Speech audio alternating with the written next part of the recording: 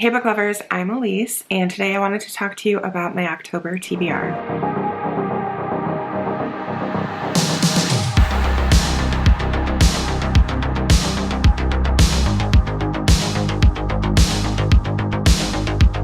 I don't think it comes as a surprise. I'm pretty sure I've mentioned this many times, but October is my absolute favorite month. I don't normally make monthly TBRs because October is my favorite month, and because I do have a couple things going on this month, I wanted to make this video and let you know what I'm reading and what some of my plans are. The first book that I want to talk to you about is the October pick for Libranauts, my science fiction book club, and that is This Time Tomorrow by M.S. Straub. This book was selected by my co-host Summer of Seasons Readings. This one follows a woman. I think it's her 40th birthday. Yeah, on the eve of her 40th birthday. Her life isn't terrible. Things are going okay for her, but her father is sick. He's getting older. He's not doing too well as far as health goes, which of course is not a great situation. The next morning, instead of waking up on her 40th birthday, she wakes up back in 1996 on her 16th birthday, during a time, of course, when her father was healthy and more youthful. I'm really excited to read this one with the book club, and I do have a feeling that this might be a little bit of a tearjerker. And the live show for this is going to be on my channel on October 29th, 7 p.m. Eastern Standard Time. The next few books I'm really excited to talk about. Jordan over at Jordan Elaine is hosting Twilight-a-thon from October 7th to the 13th,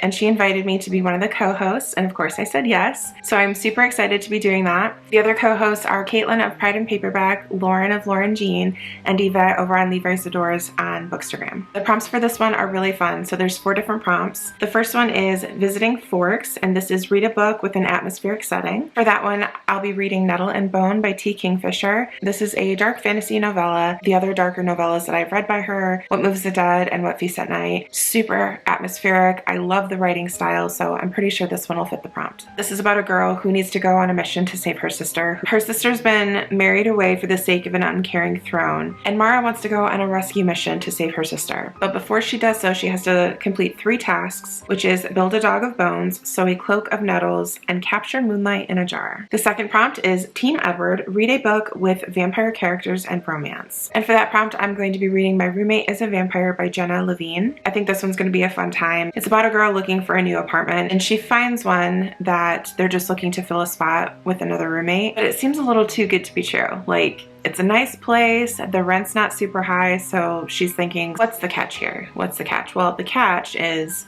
her roommate's a vampire. The third prompt is Team Jacob, and that is read a werewolf or friends to lovers story. For that prompt, I'm going to be reading Belladonna by Adeline Grace. I actually had a hard time trying to find a book that was friends to lovers, and while I don't think this is necessarily friends to lovers, it does talk about how Signa has known death like all her life. He's never been far from her side. He's kind of made her life a living hell. But death shows Signa that their growing connection may be more powerful and more irresistible than she ever dared to imagine.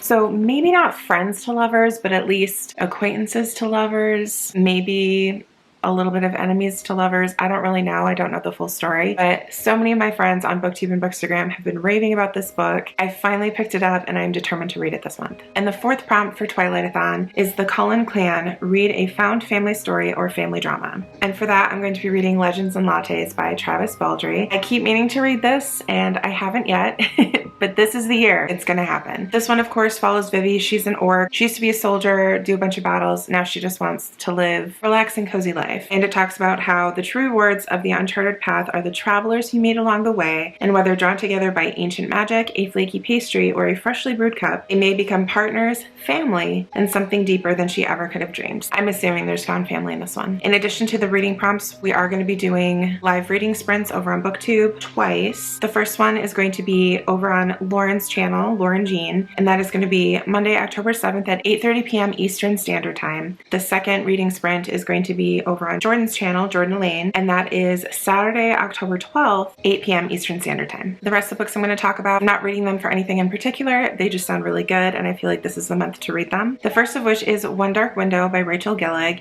This is another one that I've heard a lot about. I'm pretty sure it's a romantasy, and I've heard that it's got gothic vibes, which I absolutely love. But this one I'm actually not 100% sure what it's about. Elspeth Spindle needs more than luck to stay safe in the eerie, mislocked kingdom of Blunder. She needs a monster. She calls him the Nightmare, an ancient mercurial spirit trapped in her head. He protects her, he keeps her secret. And nothing comes for free, especially magic. When Elspeth meets a mysterious highwayman on the forest road, her life takes a drastic turn. Thrust into a world of shadow and deception, she joins a dangerous quest to cure Blender from the dark magic infecting it. And the highwayman, he just so happens to be the king's nephew, captain of the most dangerous men in Blender, and guilty of high treason. Based on that, I'm pretty sure I'm gonna like this one. The next book I want to talk about is Red Clocks by Lenny Zumas. This was a book of the month selection back in January of 2018. I've always wanted to read it, but I'm a huge mood reader, so it never felt like the right time to pick it up. However, I feel like now is that time. So this book, first of all, is said to evoke The Handmaid's Tale for a new millennium. I actually just started watching The Handmaid's Tale on Hulu this morning. I'm